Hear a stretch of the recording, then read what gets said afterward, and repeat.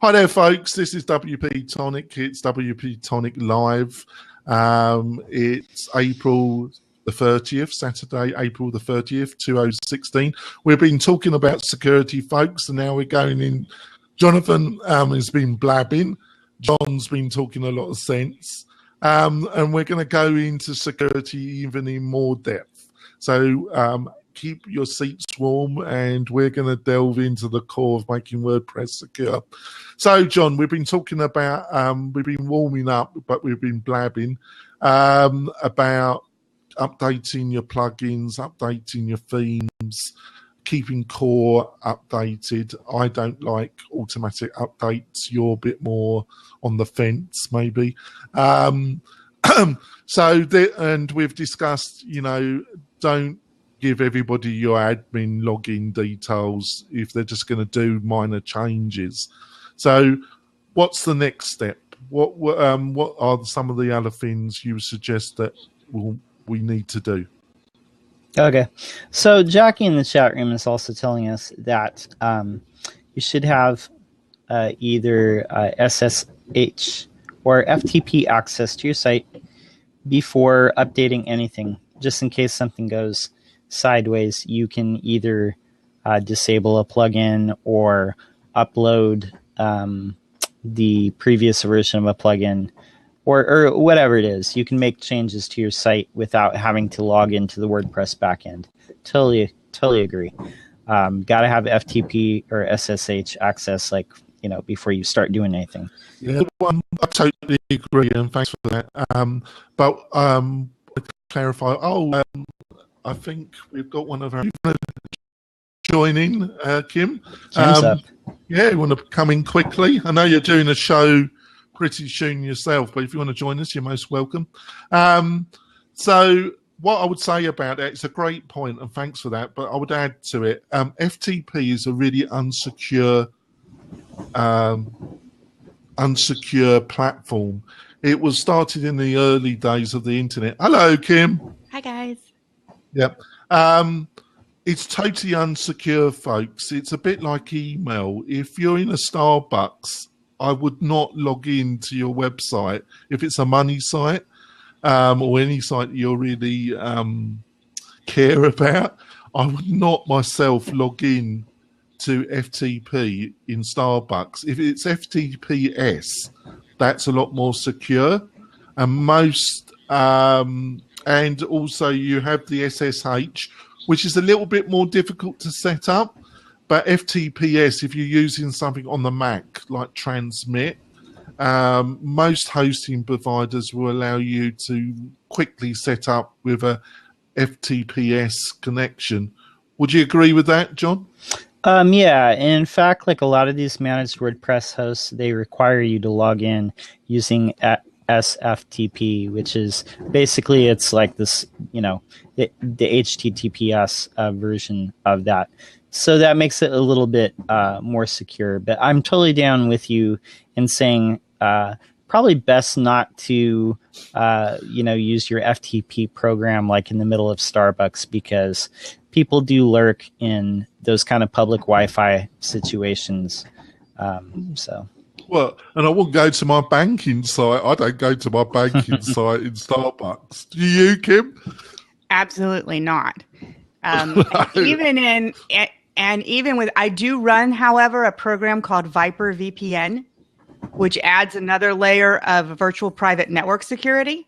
I still don't log into banking in Starbucks, but even in hotels, because guys, we travel and everything, I still use my Viper VPN if I'm going to access any of my sites, even from within a hotel room, just to have that extra layer of security. And I think it was, $100 a year or something like that, and it was worth it for me.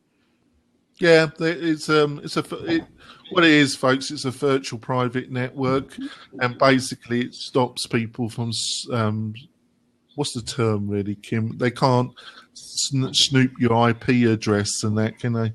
Right. It stops a lot of the packet sniffing and kind of that man in the middle kind of stuff as you're typing and they're grabbing stuff out of the air, basically. And that's the packet sniffing and the IP address stealing. Yeah. Yeah. Just don't log into your website You know, that's the. What about actually logging into their back end? I suppose that's one of the nice things about HTTPS, isn't it? If you've got a secure socket certificate, that's going to make it a little bit harder if you're logging into the back end. Would you say that, Kim? Absolutely. And it's another reason why people should consider, making their sites, particularly their admin areas, HTTPS. Because again, if you travel like I do, I can't just go on the road and say, I'm not going to log in the whole week I'm gone. So absolutely, the security helps. Like I said, the VPN helps. Every little thing you can do to just protect yourself. Yeah, folks, what we're talking about is the secure socket certificate, and that was normally used on e-commerce or if you're going to take a payment. But the price of the certificates have greatly reduced. There are different levels, different qualities. The certificate is a little bit confusing. Also, some hosting providers that are providing really cheap hosting have a tendency to kind of gouge you if you want to buy a certificate from them directly. So you've got to be, and also if you're going to buy a certificate from a third party, you've got to ask, and you want your hosting provider to install it. Are they going to, really hit you hard to use it, to install a third party? The other thing is, folks, I don't know if John and Kim are going to agree with this. If you're going to go down that road, it's best to do it in the early days because it can get a little bit difficult. Well, not difficult, but more time consuming to make the whole site secure because you can have external resources that break the certificate requirements. Would you agree with that, Kim?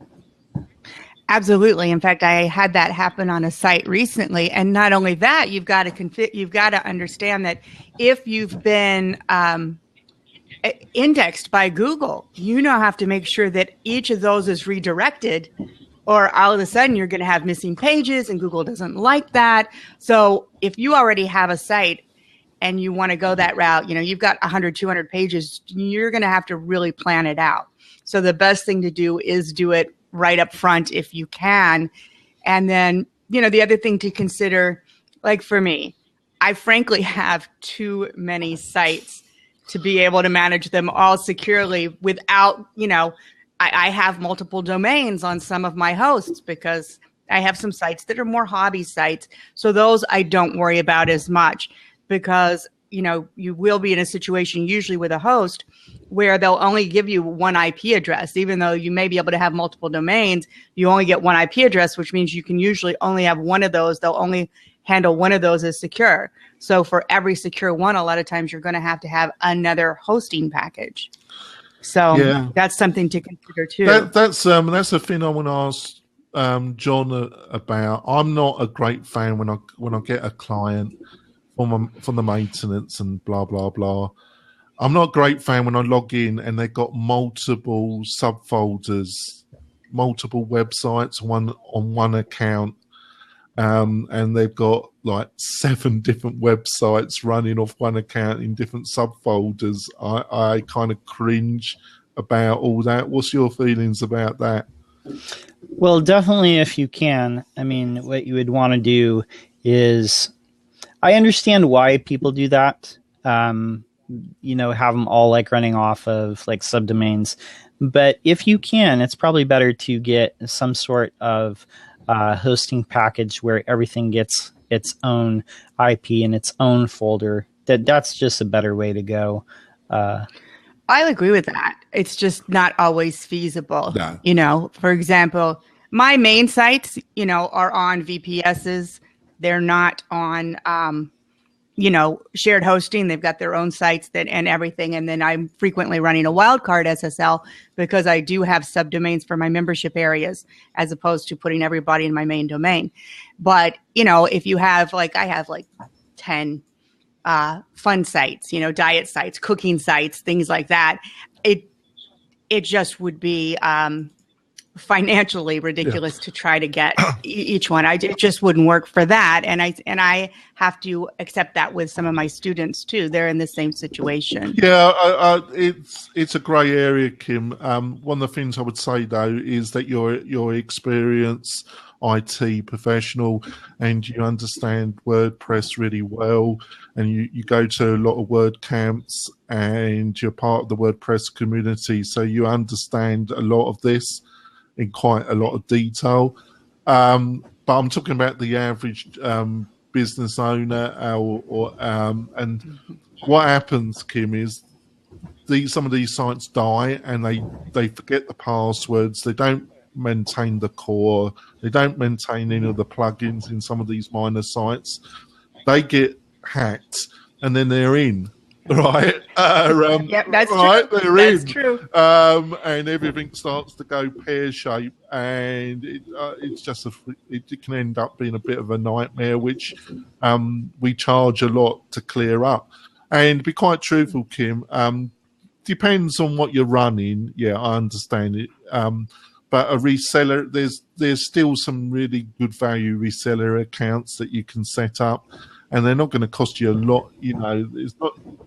It's going to be more than a $3 to $5 cheap hosting package. But on the other hand, it's not going to be the same price as one account with WP engine. So it's Right, that's true. It swings and roundabouts, isn't it? I think. So we've talked.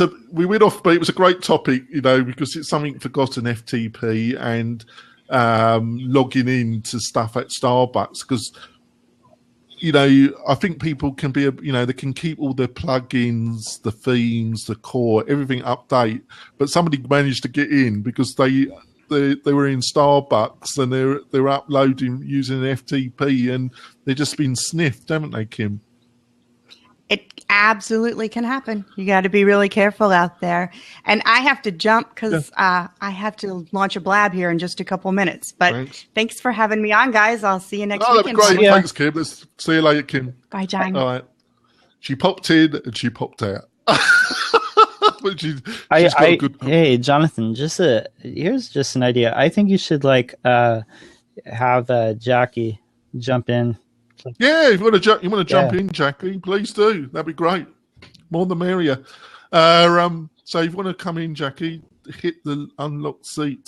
You've been coming out with some great comments, and it's much appreciated. So how are we doing time? Well, we're still on topic. So themes, external security themes. Let's maybe move on to plugins now. How does that sound, John? Sounds awesome. Right. I want to start off. One of the things that I think there's some great plugins out there, folks, and they're run by some really great people. But the one thing, and it's not the plugin and the plugin companies, but I do hear from a lot of people, my security's fine. My hosting provider will deal with this if I do get hacked. And I'm going to ask John what he thinks about that statement. And the second thing I hear, John, is my security is fine because I've got this plugin installed. So what's your about hosting and about I'm fine? Oh, here we go. I'm going to let Jackie in. Okay, so the thoughts on that is your hosting company will not, and especially if you're using like lower end hosting, that company is more than likely not going to do anything for you. I actually have had a lot of client conversations recently where it's, I won't name the company, but like it rhymes with most later. Like they kind of basically just refuse to do anything. John, didn't we have that conversation yesterday? Yeah. We did. Hi, Jonathan. Nice to meet you. Hi there, person. Jackie. Oh, thank you, Jackie. Thanks for the comments. They've been really great. You're welcome. So got anything you would like to say initially, and then we go on a bit more about the hosting and the plugins. Actually, the topic you're talking about right now, I've had experience this past couple of weeks with a client, a new client. I don't manage their existing site. I'm building a new one for them. But they had some malware issue, probably outdated plugins from when I looked at their site, it was very outdated. So the host that was just mentioned was the problem host. So I get a call. I guess their site's been down. I'm the first one to notice the site's down because I was going there to see maybe if I could pull some recent data test data to work with on the new site. And of course, none of it's coming up. It's suspended. We get this big message says your account has been suspended, which is great for your, if your client interactions. That's great, because it was a retail location. So it certainly was being visited by a lot of people in that area. It was a local business. So their person that was in charge of their website was spending days trying to get this resolved and no progress at all. So we ended up getting security involved, and I, through my recommendation, did that, and we were able to finally restore the old site. They did clean it up, but it was a good point to remember that some of those hosts, it's much more difficult to even get anybody to talk to on the phone. It is very difficult, and when you're running a critical business and your site's down and you don't have access to anything, you can't get in there to make any changes. I was able to go in and see what's going on in the back end, but you couldn't remove that suspended page without their intervention and them being involved. So it's a good point to remember that. So we won't be using that host for the new site, but it was a valuable lesson for everybody. Yeah, fantastic. That sounds great, doesn't it? But it's pretty the norm, I would say. One thing I put in here, folks, is a number of these services. The first one we set up, depending, is some kind of monitoring, external monitoring. How is the website up most of the time? Yeah. And there's a number of these services that you can set up, paid or unpaid, at different levels. And I've just put one up, siteuptime.com, and you should do that. You should set one of those accounts up, and it sends you an email or a text message. Yeah. I don't, depending on what the client requirements, we don't normally those text messages go to us because they tend to freak out the client because they don't understand the realities of cheap hosting. Right. So I wouldn't suggest that you set it up and send the messages to them. No, and I'm the same way, Jonathan. I'll get the text or the emails, and normally, if you just wait a minute or two, typically things get resolved. So don't panic yourself if you're like the person that's monitoring all of this. Like, oh my God, what do I have to do? By the time you even get around to figuring out what it is you need to do, it's already back up and you're okay. Now, if a few minutes go by and you don't see it, you don't get another message saying things have been resolved, then you might want to jump in and look at it and see where you're. But I'm amazed at the amount of people that don't even use some of these free services. But, I don't think they even know they exist. But it's just another thing I thought I'd put in there. So what I was going to say, Jackie and John, is that, the reality is that also it's a shared hosting environment. They, depending on the realities, they might have hundreds, thousands of different websites on this server, and they're a target themselves, aren't they, John? They're the top dog target for every hacker in the world. There's nothing more. It's kind of dream fantasy for a hacker, isn't it, John, to compromise a hosting provider, isn't it? Definitely, and this can happen to like any hosting. It's if you can compromise like the main hosting, then everybody else is in trouble. I've seen this happen with Linode, not that long ago. And recently, I'm going to try and avoid getting into a hosting discussion because we could spend a whole 4 hours discussing that, Jackie, can't we? Oh yeah. But, the last few weeks, Bluehost seemed to be a lot of conversations about Bluehost and they're having certain problems. But it can happen to any hosting provider, can't it, John? They can become a target and have a rough period, can't they, John? Yes, they can. And if they get compromised, their backups, I've heard hosting, they don't broadcast it, folks, because they're dealing with a major problem. So the last thing is they want to broadcast it for security reasons. But but their backups can get all compromised to some extent, can't they, John? Yeah, definitely. So, I mean, if you're, the plugins can help. Like they can help, keep people out of your site, your database, keep them from getting in your backend. So shall we go on to the plugins? So what's your response to this?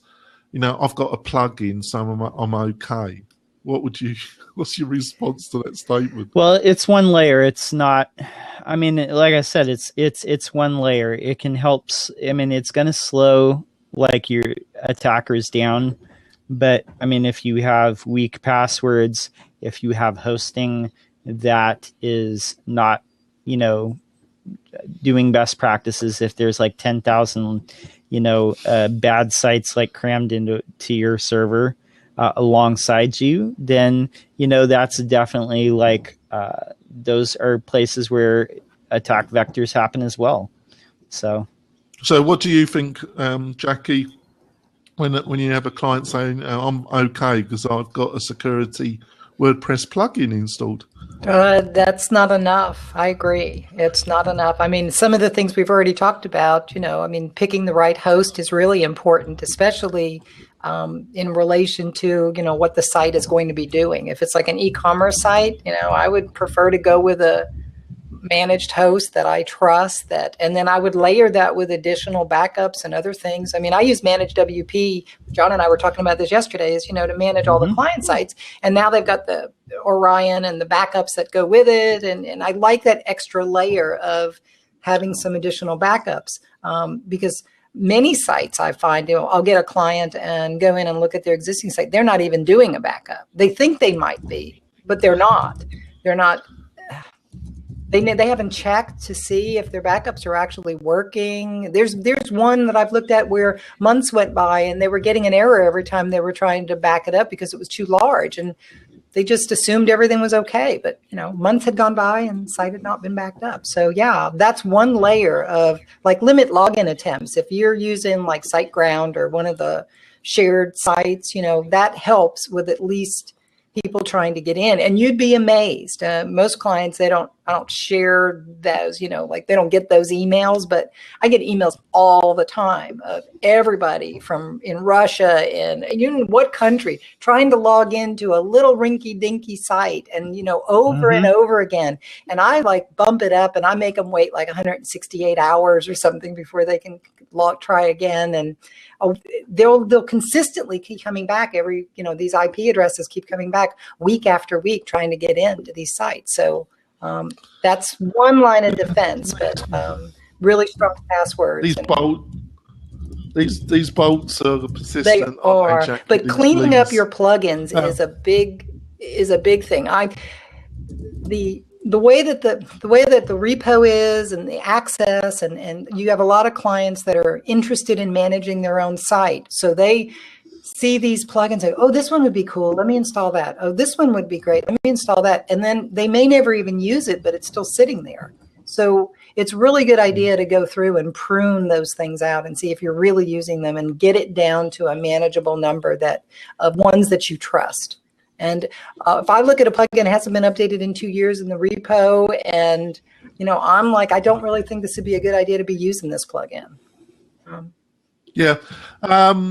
Chuck's just saying about his joys. yeah, it was all Chuck. So, yeah, WP Manager used that great service. I think they're based in Chicago, aren't they?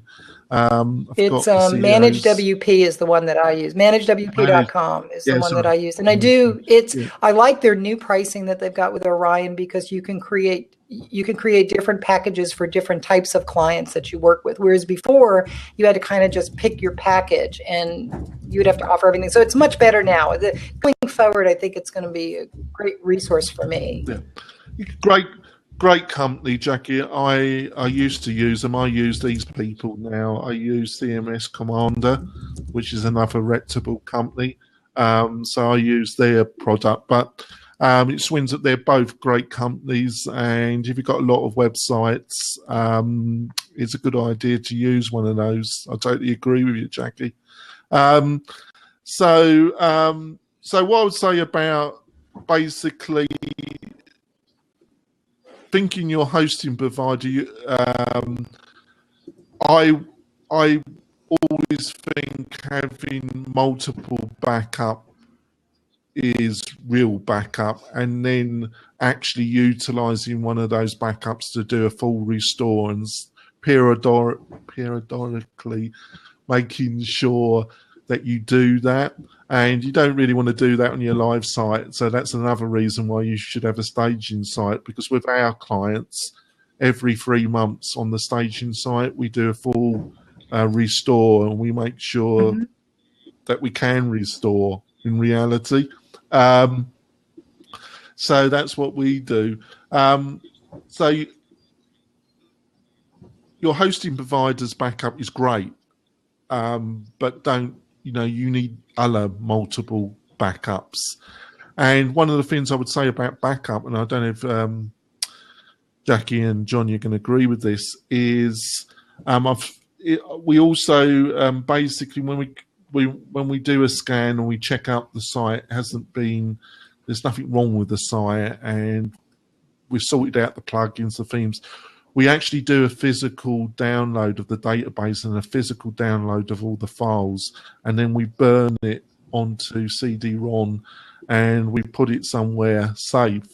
And we do that every 6 months, because what can happen, not normally under a site that we're managing, but let's say somebody else that's trying to do this all themselves, is their site, they do backups, but they've been infested and they don't know. And all their backups, like they have 3 backups, but every backup has been compromised and they've got no other backups. And the hosting provider can't help them. So they're a bit stuffed then, aren't they? A little bit. It sounds like a nightmare. It becomes a much bigger job, doesn't it, John? I mean, even if you have like a backup that's like old, at least you can restore that. So I like the idea of like burning a CD like that.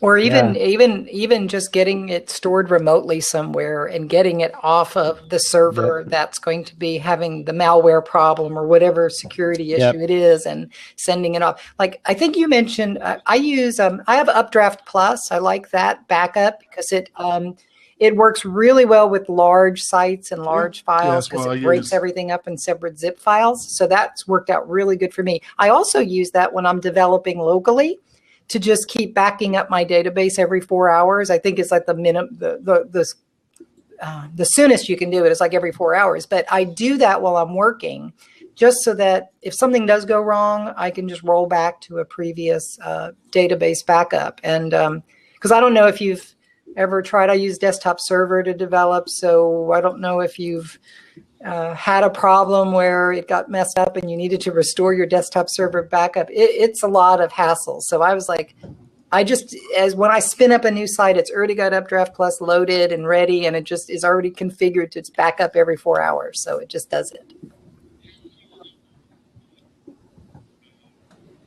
Yeah, I use Updraft. Great company, UK company, great developer. He's built up a really nice business. I've got to tell you, twice that I never expected him. I sent out a request, a support request to him. He answered on a Sunday. I never expected him to answer Monday on there. a Sunday.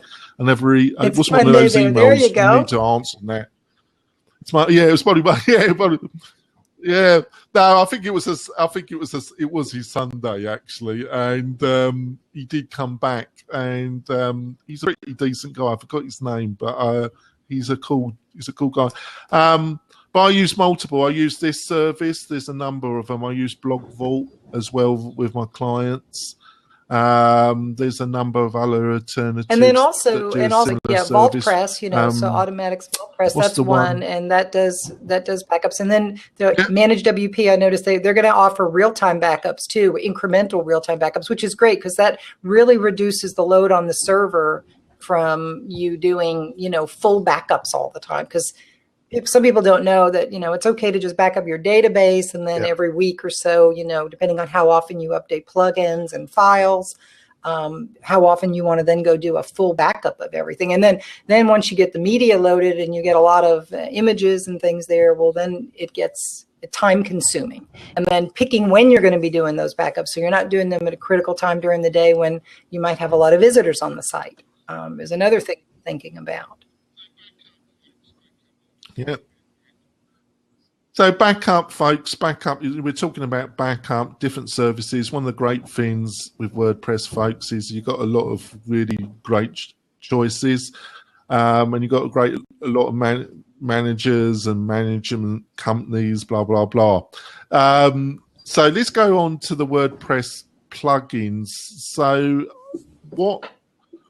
is there one particular plugin, John, that around the security thing that the two that I really tend to use with your always clients? keep coming back to are iTheme Security and Sucuri. Those are the two that I really recommend. So. Me too. I agree.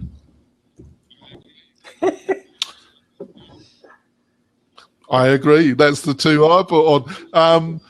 I've been also. I've asked him actually on the to come on my main podcast with my co-host Bill Conrad. It's getting really popular, and they seem a really good crew. They're based in Seattle. Is WordFence, but I haven't actually used it myself with clients. But I've heard a lot of good things said about them, and they seem a very reputable company. But the two we talked about, iThemes Security and Sucuri, they are, but they're not. They're big plugins, aren't they? So, and they've got a lot of settings. So, John, you got any kind of tips or any kind of remarks about how you set yeah, those two, actually, those two if I can beasts find up? it really quick, I actually did a video presentation a while back for iThemes, not for them, but like about them, I should say, and just kind of walk through like how I set stuff up. For the most part, let me find the link. It's probably easier just to put that. So you found it? But funny enough, John, I did a video that goes through how to, and it's got an English guy's name and voice, and I'm just going to put the link in right now. Nice. And it actually shows you how to set up both of them together. It's about 40 minutes long, or half hour long, but it's been my most popular video. Over 2,000 people watched the goddamn thing. If you, that might be useful, folks, because you can set them up. So, especially the firewalls. I've had clients actually log themselves out of their own websites. I should laugh. Yes, I blocked myself out one time. I had to go in the back end. That's why it's always important to have access to get to log in the back. And I had to go in and rename the plugin folder so that I could get past the limit login attempt to be able to get back in. Yeah, we've all done it, Jackie. But first thing you do with these two beasts is you make sure you put your IP address on the whitelist. That's the first thing you do, folks. You get your IP address on the whitelist because you might have some problems otherwise. So I'll put that link in. I haven't had as much experience with iTheme Security. I've got clients that use it, but I've never had the opportunity to configure it for them. Most of them had it when we met initially. Sucuri, I'm working with this one client now that is using it, and I like the fact that when we went to them, one part of their service was they did all the malware scanning, and that's all remotely. So you don't really have to install any plugin or anything, because we couldn't even get WordPress to come up at this point. It was somebody had tried to do a restore, it didn't work properly. So we had half of a site basically. So they were able to go in and scan and find all the issues that are there, fix those. And then they also offer the firewall, which is really nice. So it kind of acts like the gatekeeper for everything that's coming over to the site, which I liked that too. So I'm looking forward to spending some time with that and seeing how it compares to a few of the other ones.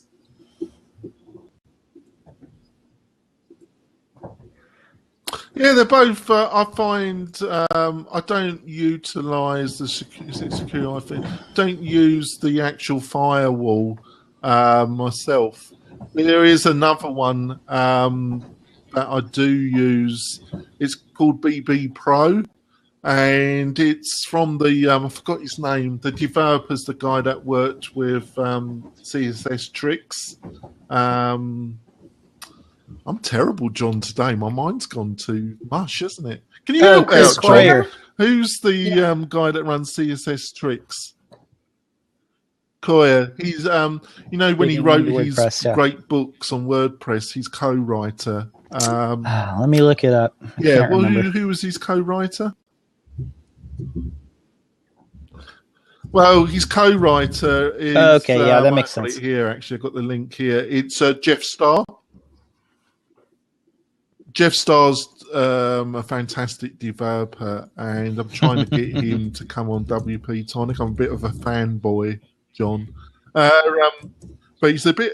He has emailed me back, but he's one of these people that seems to have like 8 lives in one life, if you understand. He seems to be doing a lot, to say the least. So I use that one, and they provide a really good free one called Block Bad Queries, and they also do a pro version, and I've got the developer's license, and Block Bad Queries. That really nice. Don't know if you've ever used it, John.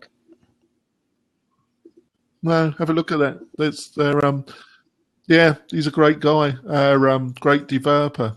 I always trust stuff that comes from him, actually, because he's a quality. Oh yeah, I definitely. think he's a pretty quality developer. Would you agree with that, John? Yeah. So I had to go. So these 3 we've been talking about, folks, are pretty big plugins, and there's a lot of features to them.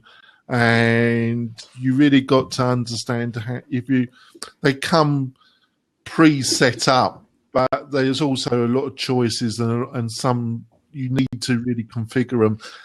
The only other thing I would say is if you set them up, they can send you a ton of email. And yeah, I will testify to that. Like, it scares the client. So sometimes when you set up like your security plugins, no matter what it is, clients get the email, and I've had this like reaction, like somebody said, "Oh, do they just want us to know that it works?" And then they were just kind of like annoyed. They're like, "Oh, this is just a lot of notifications or whatever." And I said, "That's fine. I'll just change it to where it just sends it to me." Yeah, it's just like, I mean, I guess, but it's eye-opening. I mean, the people don't realize this was going on the whole time, and it goes on the whole time, regardless of whether you got that plugin or not. That's what's happening on your site.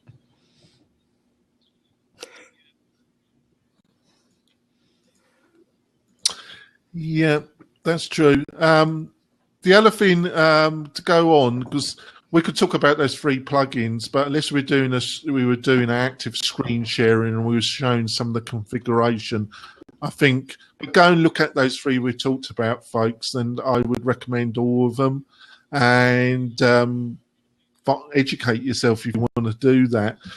I'm going to move on. I'm going to put this link in to this plugin. Login Security Solution.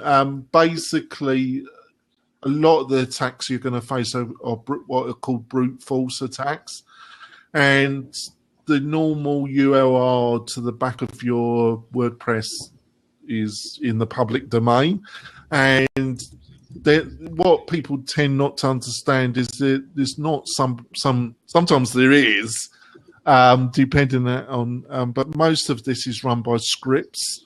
Most of the initial vectors to try and get into your site are script driven, and basically that's what Sucuri and iThemes, they notify you when your site is just been hammered. Yep. They're trying to log in as administrator. So locking down and changing the URL to a non-WP login. So like when I configure iTheme stop security, a lot of that. I do Do that. you do that at all, I'll John? pick like instead of like the WP login.php, basically I'll set it up to where there's like a just a secret URL, just like a random word or something like that, to where people can log in. That will stop the bots, but it won't stop like a hacker who is like trying to log into your site and they have their site set on you, because there are still ways to find like the login. And I think that when they do the webinars for iTheme's security, they talk about this. It's security through obscurity. It will like keep the bots away, because basically they'll get a 404 and their IP will be added to the blacklist, after so many like failed attempts. So yeah, it's a bit like having a house with the lights on and all your neighbours obviously not at home. Where the burglar is going to go? But if they know you've got diamonds in the house, having the lights on, sure, but it's still probably going to stop them from having a sniff around, isn't it? It all helps, doesn't it? I mention these because I've had sometimes on some sites where I'm not being able to install iThemes. You can always have sites where you can get plugin conflict, and then you have to hunt, and then you find that sometimes the conflict is caused by another theme and that another plugin. And unfortunately, that plugin is quite important to the client, and so you can't install iThemes or any plugin. So sometimes you've got to look at some other. Yeah, I've had that happen before. So I have had that happen where there's been a plugin conflict with that, and that's usually when I use Sucuri. And definitely, like with sites, there's a lot of sites that are really complex. Like in the back end, they have so many moving parts. For your basic brochure site, not so much, but there are sites with so much like moving parts in the background that it's difficult. So I've got to put another one in that does a similar thing. These are free. Another one that I've used. Limit login attempts. Can do the same that's the thing. one I use that quite a bit, and it seems to work fairly well.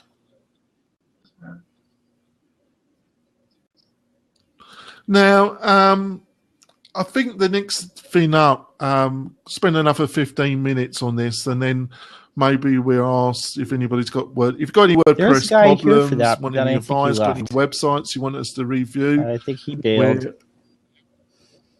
He left, didn't he? He left us. We have. Yeah. So but we kept on topic, haven't we? Haven't we, John? We've kept on topic. I've insisted that we kept. Yeah. This has been about WordPress, hasn't it, John? Inside joke. Yeah. Yeah. So I think the next thing is how do you strengthen the salt? The salt, with the config file, you've got the salt codes, haven't you? You can. I tend to also use the salt codes. It just makes the config PH file more secure. I'm the whole site. Do you normally go in and use salt codes, John? So, like I said, like iThemes will like generate this like automatically, but when I first set up a site, I'll always add this because WordPress, the WP config file doesn't have the salts; are just like blank. But if you go to this URL here, it'll Okay. Sure. Okay. So can you explain to the listeners what it does, John? So basically, the way that I understand it is listening to so me. when you log in, there's kind of this information that's like attached to your, like when you're logging in. Not quite like a cookie, but basically it's just, these salts are like extra information. So whenever you change the salts, basically if somebody's like logged in, they're like, logged out. Like it just like it, it logs everybody like out that's like already logged in. So it's just what it is it just makes it like a little bit harder for like people to get in. You know, say if they're in, like it basically like puts them out. So they have to start the process over. And then, and correct me if I'm wrong, but that's, I guess, my understanding of it. Yeah. So, John, would there be Go on, Jackie, instances where you would want to change your salt on an existing site? What would be some of the reasons maybe where you'd want to go and regenerate a new set? I would say, you know, it's probably a best practice to regenerate like new salts like every so often. To be truthful though, I really only do it like on the sites that I have like iTheme security on, because it just does it automatically. Maybe I just too confident in that. Yeah. Well, if it's been obviously they are. But I just was wondering if there's a regular scheduled maintenance where you should put that on your list of things that you would want to do on a regular basis for client sites. I think they say like change it every 3 months or so, but I like what you said though, so that if you do suspect there's an issue, probably that's one of the first things you're going to want to go and change, because it is going to kick everybody out that is in there. Okay. Yeah, it's the other thing you've got to be aware of, folks, is your config. This is different to a brute force and kiddie scripts, which is what the majority is. I'm going to put this link in here. Actually, is when it gets a bit more serious, it's either it's a database query injection, or they're going to try. They know that all the login details for your admin are in that config file, so they want to get access to that config file, right? Yeah. They get access to that config file. They're in big ways, right? So Blog Vault did a nice article, but basically it's checking how the Linux. I'm losing my word in here. I'm going off. The file permissions on that actual config file. You need to make sure that you've got to make a judgment call how tight the permissions are on that particular file. Yeah. So and again, this is like what you would use. Would you agree with that, John? For, because a lot of these things are done like automatically, like with the table prefix. Okay, so that's a good one. So when you're talking about like attacking the database, the SQL injection. The default like table prefix. So the tables, and just for the people, like listening in, like the database tables is like all the information. Think of like your database like a spreadsheet. Here's like all the information that builds up your site. There's a prefix to those database tables, and the default is WP_. So what a lot of these security plugins do, and what you can also just do manually, like in your WP config file, is make it like a random set of letters. And that way it's impossible to guess unless someone has direct access to your WP config file. So they can't do just a random like attack. Say if they do get to your database, it looks for like the table, say like WP whatever posts. That table wouldn't exist. It would be a totally different. It would be like, in this example, it'd be like AXCR whatever posts. And so those attacks can't happen.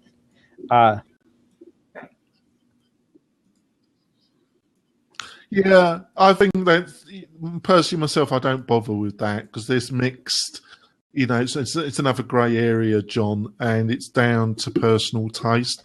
I think it's a bit like what you said about well, when we're talking about the lights off the salts and some of these other things. One thing I would disable editing of theme and plugin files, which is I'm putting the code here. I had a client that got hacked because he never did this. You want to look at your config file and you want to consider that. And this to install this. You know, if they've got a stage, you know, sometimes there has to be a serious discussion with a client that keeps insisting of installing plugins on a live website. Sometimes you get to the stage where it's time to part company with that particular client, because you don't install every godforsaken theme and plugin on your money site that you want to do. And sometimes we just do that. I've just put the code in, and that kind of solves the problem because they're not going to be installing any more themes. But it's making them understand like why, you know. But it's bad that it has to get to that point. But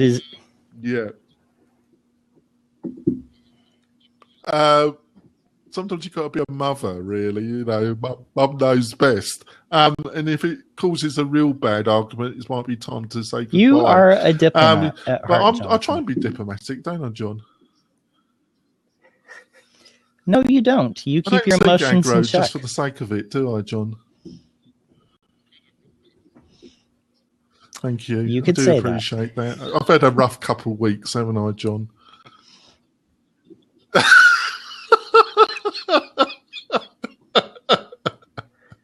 So I think we got any Jackie? Got any? I agree with you, Jonathan, on the prefix. I've done it in the past, but I always regret it later when I need to use like MigrateDB Pro and it says your prefix doesn't match the other one, and then I gotta go back and change it now. And then so I like the making sure the salt's there and using some good usernames too. I try to use some really cryptic usernames and very strong passwords. I use 1Password. I agree with you completely. It runs my entire thing. I love the way it works. I have it on every device, and I feel safer with all the client logins that I keep because I know. I'll tell you one thing, Jackie, if that gets cracked, I don't know what the hell I'm going to do. It is not stored in the cloud, though. It is stored on your local devices, and it goes back and forth somehow. I'm not really sure how it all works, but it works very well for me. I like the fact that if I am somewhere, you know, I've got my laptop with me and I need to log into a client site somewhere, that I have all of that information available. Well, I might be wrong here, Jackie, but you can do Dropbox or Google Drive, I think, and that is cloud. So you're right. It is somehow. Yeah. So, Jackie, another on your email accounts, folks, that you're running your WordPress money site, make sure your email passwords are really strong, and and if you're using Dropbox, folks, in general, don't have your password as 1, 2, 3. Make sure you use a really with 1Password. You have to remember one master password. So make it as cryptic as possible, where somebody's not going to be able to guess that. I just learned a random string of things that have nothing to do with my life or me or anything. So, and it's long, but I memorized it over and over so that I know that string and I can recite it to anybody who needs it. But that's my access to that. So it's completely unrelated. It's not written down anywhere. So that's it. Yeah. Damn, wise lady, very wise lady. It makes your life simpler, doesn't it? But no, make sure your email accounts, folks, and your Dropbox or any kind of cloud and is. And the other thing too is take advantage of the two-factor authentication when you when it's available for things. You know, like there's like Manage WP, they have that, so I can't get in there to do anything to client sites unless I verified that I got the code on my phone or something. So I like that. Oh, thanks for bringing that up, Jackie, because that's one area I didn't to finish off. There are a number of plugins yes, I've seen that. Services. I think one of them's Clef, that give you two opt-in authentication, as we were discussing. Have you used those at all, John and Jackie? No, two-factor. Well, sites? two-factor authentication. I haven't really put that on client sites. I'll be honest, and I think probably because I'm usually the one going in, but I think for clients, at least the clients I've had to this point, it's probably too much of a hassle. Now, like what you're saying about like email, say if somebody was trying to reset the password and they somehow got not necessarily into your WordPress site, but they got into your email, they could definitely say, "Ooh, I forgot my password," and then get a new password, and you're locked out and they're in. But I do have two-factor authentication for like my email, and because that's me, and I got my phone like right here always, so that's probably a good idea. I think everybody should probably have that. Two-factor authentication, it depends on how tech savvy your clients are. I think it's a good idea. I think the major hurdle would be just getting your clients to kind of buy into that and go through the hassle of getting like the code on their phone like each time. But I think the higher money the site is, probably maybe the better that would be. So. And also protect your social media accounts too, especially for high dollar clients or clients that have very visible sites and very visible social media.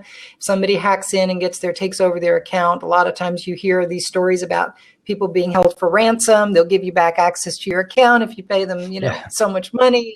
It does happen. So, and you certainly don't want somebody logging into your Twitter account. That's right. Yeah, wire me the money and I'll give you back your account. And you don't want people tweeting things that you wouldn't be normally saying, or so that's another part of, when you've got a WordPress site. We're the Internal Revenue Service. We only take money and wires. Make sure you're using really strong passwords on those accounts too. You really, need to do that. That's important. Yeah, I've only had one client that we've had to utilize one of those type of services, and it was just he must have just hacked off somebody really bad that really knew what they were doing, because they never gave up on this freaking website. They knew what they were doing, and it went on for about a month.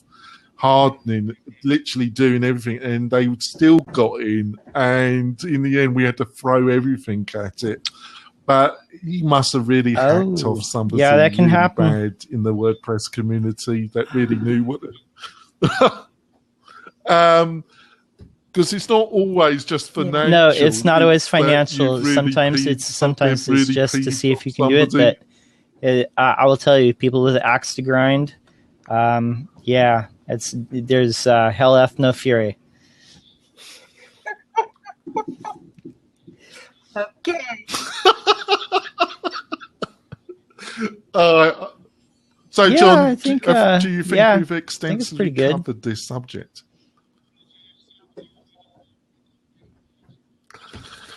Rightio, so we got about 35 minutes. Yeah, I probably won't be able to stay the full 35. After 2 hours of blabbing, I'm blabbing. Yeah, that's cool. We're wrapping. We're about. No, I don't blame you, Joe. So, is there any websites that we can look at? Or guys, have you got any WordPress questions you want to ask? Really free, intelligent people. I'm not saying.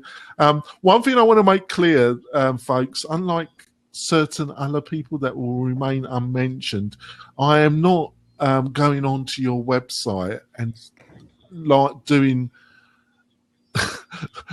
cowboy coding on your live website without any backup. But we're very happy to give you advice for the money and help you offline. You can hire Jonathan. You can hire Jonathan to help you. Well, I might do it for. Well, yeah, we all help people for free, but you know what I'm saying? Help people for free. Like, I mean, we're helpful to give you advice, but yeah. Yeah, but I'm not rebuilding your website for free. But on the other hand, I'm not going to Did that ask for actually your happen login somewhere? details Because I on missed this it. I blab didn't. and then going in and doing some code. I'm not going to. There is an individual that regularly goes on this blab for hours, John, and he literally goes into websites, and I don't think he's got any backup at all of their websites. Yeah, I would say that away would be online, that John. might be a little dangerous, but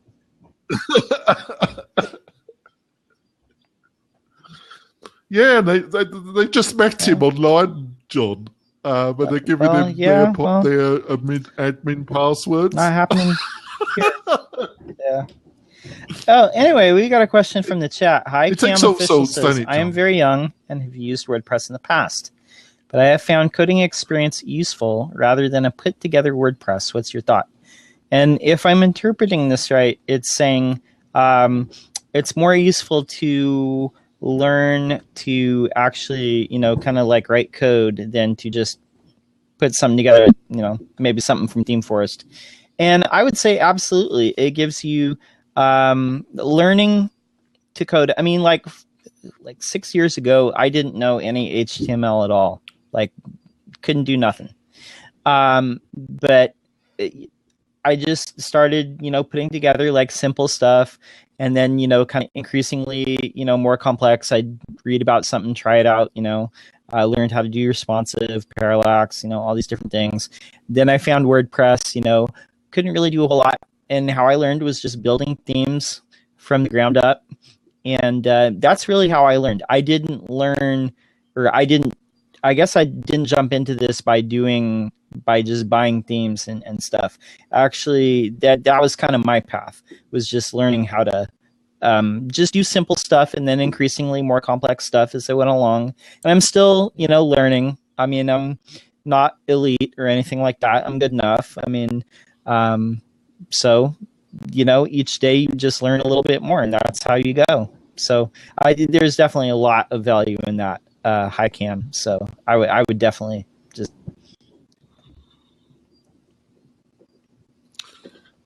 Yeah, I interpreted Hi Cam's question a little bit different. I think maybe he was suggesting, or she was suggesting, sorry to be sexist, is that,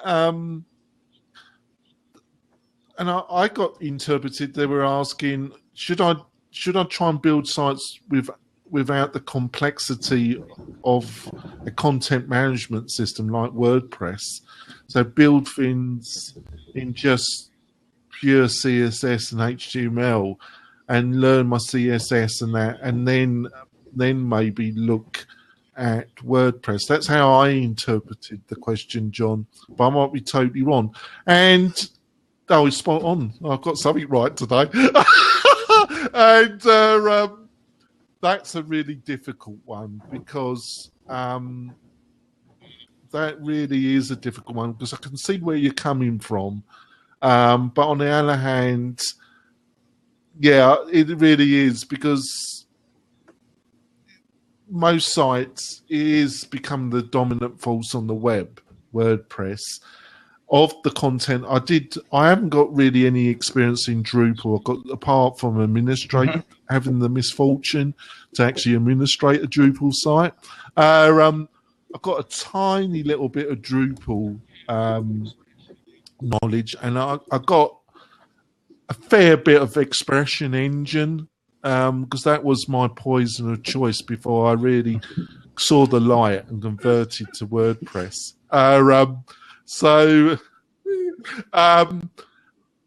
But they do complicate the learning process, and it's certainly. I was doing.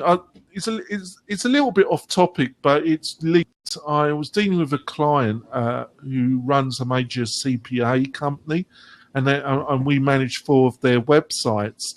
And one of the websites was developed, and it's a custom theme, John, but it's a custom theme that has been developed by must be a reasonably advanced PHP programmer.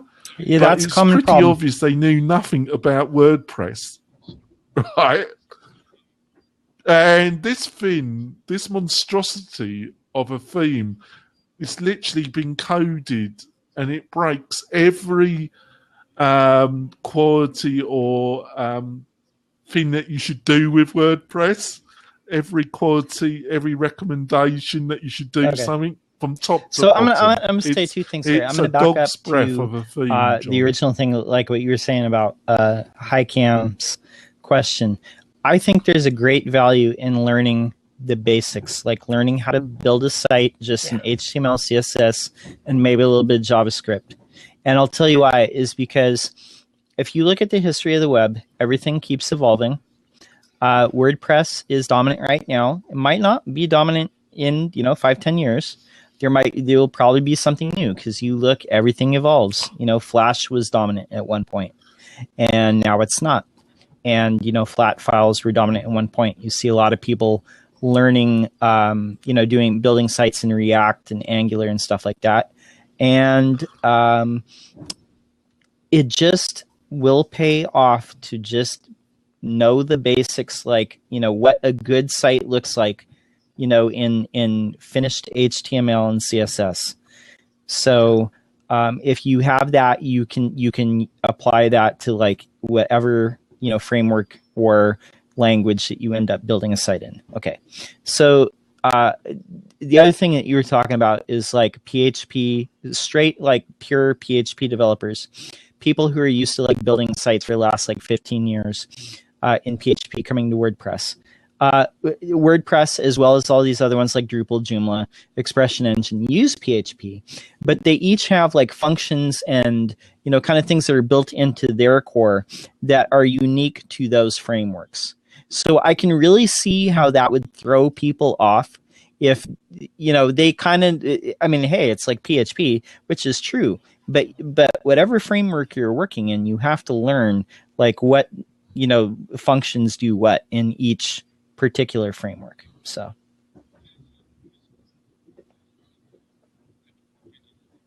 yeah, it's a price time factor, isn't it? They probably bidded for the job. The client said we're going to use WordPress. They thought we need to get this job done, and they just hack away because it's the reality of it's the totally scenario, true, but that's why you got to like specialize. You're doing. Jackie is doing really good. She's positioning herself as a Genesis expert. Jonathan, you're doing awesome. You're positioning yourself as a WordPress expert through your site, your blog, your podcast. Yeah, but you know what? But yeah, really. But I'm the maintenance. I'm just a maintenance. You talk about WordPress. You talk to all these other people who do WordPress for a living, and so you are positioned as like more of a WordPress expert than just a general person who will do, I know a little bit of Drupal, and I've done a little bit of WordPress, and I've done a little bit of PHP, and I've done a little bit of, whatever, because those people are generally not awesome at like any one of those. So I shared a link just for free Bootstrap templates, because when you were talking about just learning the basics, right? But it is a nice, easy way to see just what CSS and HTML can do with a little jQuery, and just to be able to throw up a static site with maybe 5 or 6 pages and play with it, and without all the overhead of WordPress or Genesis or any of the other frameworks that you might be using. It is nice. I saw you do that. I'm not sure why, but well, it's such mixed. It's one of these religious war discussions, which in some ways are a bit boring. Oh, well, so my point was it's easy to see, and it's easy to change things and see how it affects things very simply. And I actually used one of those and converted it for this problem I had this week or last week, where I needed to throw up a quick one-page website that basically was a maintenance site page, right? That says, we're down, here's our social links, and we'll be back really soon. And I thought, well, this is really handy to have this in my little bag of tricks. So I've configured it all up, and all I've got to do is go in and make a few quick edits and change the image, and I can push that off to any site I need to as a nice maintenance page without the overhead of WordPress. Yeah. Oh, I totally agree with you. But the only thing I would point out, Jackie, and it's a great framework, but it's a framework. So when you're using something Is like another one, yes. Bootstrap or Foundation is another very Zerb. I forgot. I never pronounce the Zerb, or marketing is it company behind them. ZURBS or something? Yeah. God, Yeah. that rolls off your lips, doesn't it? You need a few beers before I could pronounce that. But the thing is, Jackie, that they're frameworks and they're great, but they And in have some their ways, own though, say you framework wanted way to of throw up a doing quick 5-page site, and one of these pretty templates on this page that I just shared looks like it's really close to what you want. And it's not something that you're going to need to, it's not a blog. You're not going to be making a bunch of content changes or adding new content all the time. Something like that might make a lot of sense for somebody to use. So it's I'm kind of cringing with my own argument here because I got in one of these insane arguments with one of these people that say you mustn't use a JavaScript library. You should learn it from the I got into as a hobby, and I was into Flash. I admit it, folks, and I got into action scripting. And when I got into it, you use BB Edit, right, as your editor, and I still use it, folks, with Coda. And basically, I got into that, and then I used Dreamweaver, but only in text view. I didn't use the drag and drop. I might add, folks, and I tried to learn JavaScript in the early days, and it was a frigging nightmare, folks. Trying to get that to work on any consistency on various browser DOMs. Good luck to you. You know, you literally had to code.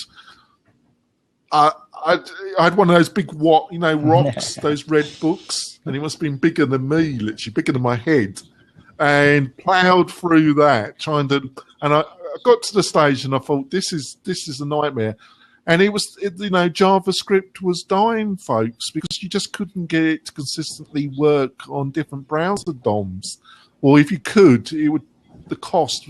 And then libraries came out, and who would have thought in 206 JavaScript was coming back in such a big way. Yeah. And it came back because of libraries, didn't it, John? Of jQuery and the Angular and the other. Because it was a dead. It was like dead, but I think a lot of people were down on it. If you look at the people who were, talking web standards at that point, there was kind of a push to keep things separated, make sure that everything worked the same. But I do think it's stabilized a lot more since then, and I think so. Yeah. Yeah. There's more consistency now with how everything is done. So I think it's easier for the browsers to make it work properly.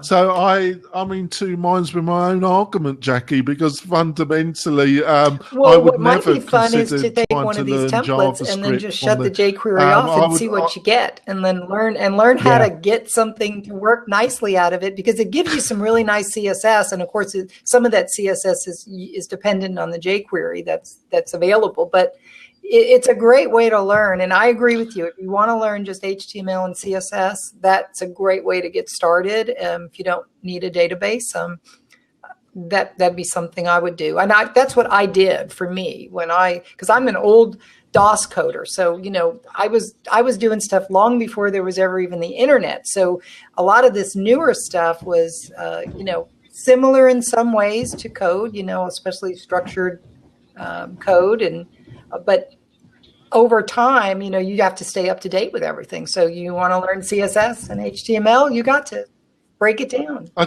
going to show. I know we're going off subject, but we've got another 5 minutes, and I'm good with that. Yeah, wrap it up on next time, week, John. But at least we kept on. I'm going to show. I'm going to show my age now, Jackie. I got into it when I first got into this crazy game. I had a really successful other business, and I got into this crazy world as a hobby. I was doing some work in director. I remember Macromedia. Macromedia I don't director. I don't remember director though. Yeah, it was a crazy. It was the leading program. If it was what Macromedia started with, and it's the thing they started making money with, and it was the program that you could use to utilize to make training CDs. And it had this really funky language of ifs and elses, and it had this. It was a real dog's bear, and it's a bit like. But these things, it's still going. I think Adobe still keep it alive. I'm not sure because it's been, and the other thing. The other crazy thing I was a little bit involved in was remember that too. Fusion. Yes. Do you remember that? And you know, there's still companies looking for developers. There's a company up in Truckee that have their own internal. I remember SAS, in the early 90s, the mid 90s, I had a lot of clients that I was working with. I worked for an IT consulting firm then.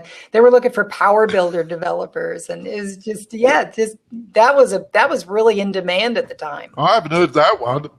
I don't.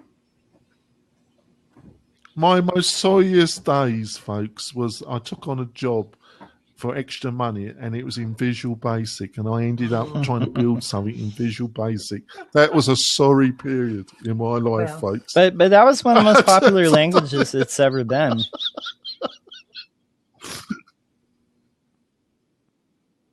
Yeah.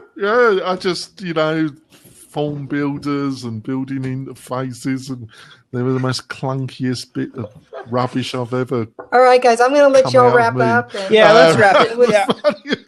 It was nice chatting with y'all. Nice seeing you, Jackie. Yeah. Right. John, what are we going to discuss next week, John? Bye, Jonathan. Bye, John. All right, I email Jackie. you with some suggestions. All right. Thanks, Jackie. Bye. Kick her out. There she's gone. So, thanks, folks. I'm going to stop recording. Would this disappear? So if you record this real fast, is someone logged in? No, they should be able to log in. Watch. Yeah. Let me log in over here. We'll test this. We're doing a test, folks. So I'm logging in right now. So, caller. Let's see if this works. Show caller. Accept. So there I am on the other. Oh, still, yeah. Let's see what my stuff looks like. This is his extensive gig. He's got some equipment, folks. Yeah. He's And we got cornflakes. Oh well, that's what more can you ask for? You're made. Oh God, you've got 2 images on the wizard now, folks. God almighty. Don't know if I can cope with that. You used to be able to turn this off, so you have to block the sound here. Can you hear me talk on this right here? Yeah. So I turn it off here. Yeah. That's interesting, isn't it? It's amazing. I can't kick myself off.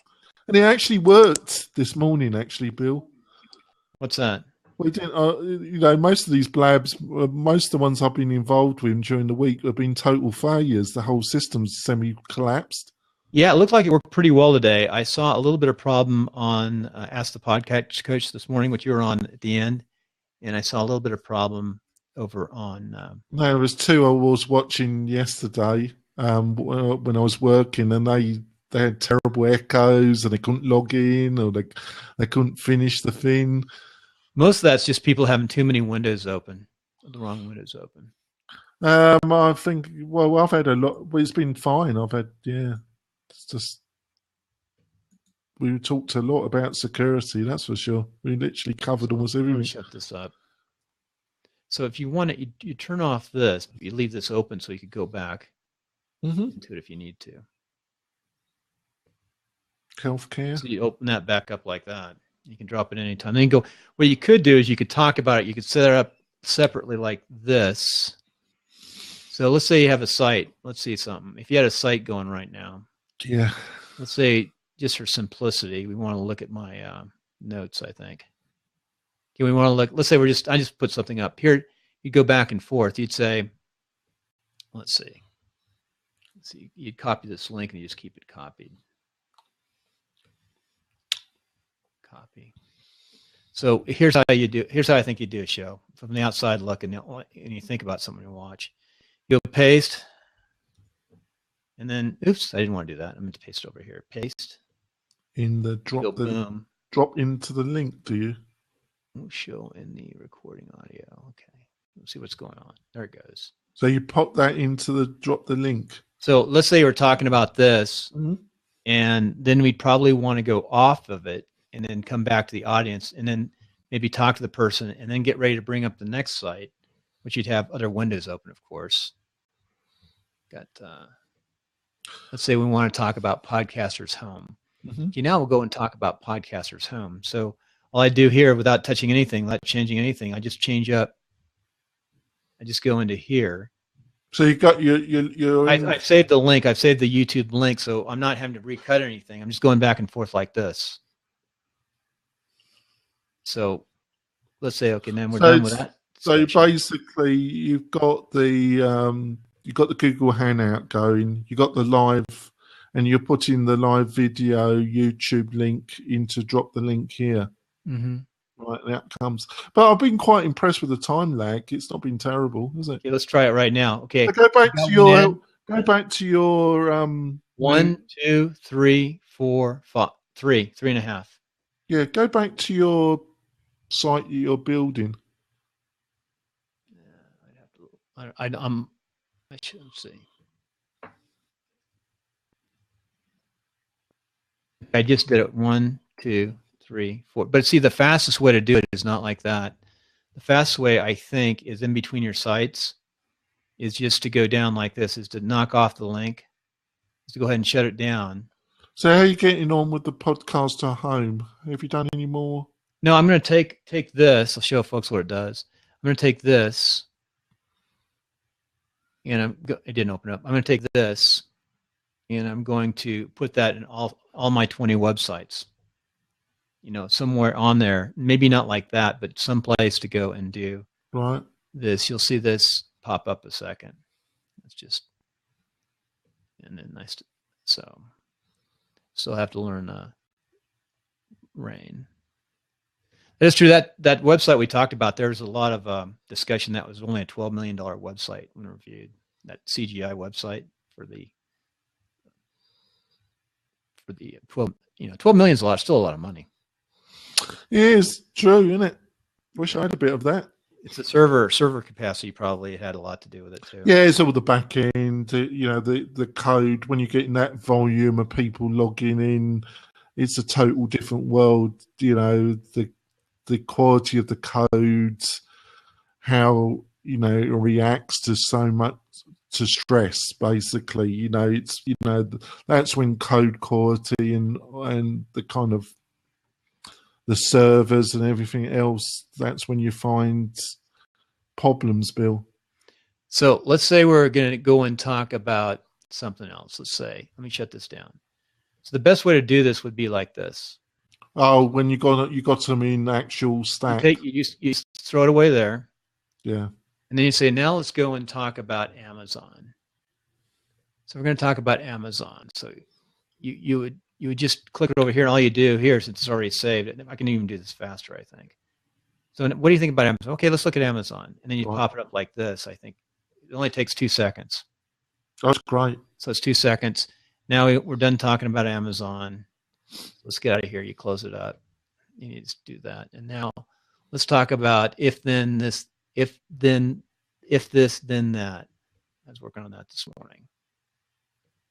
And so you go like that back and forth, I think. And you talk about it in between. You just bring them up like that. So that's probably the best way to do it. And you take it down. Oh, you've been working with a little bit with that as well, have you? Yeah, I've been working with it.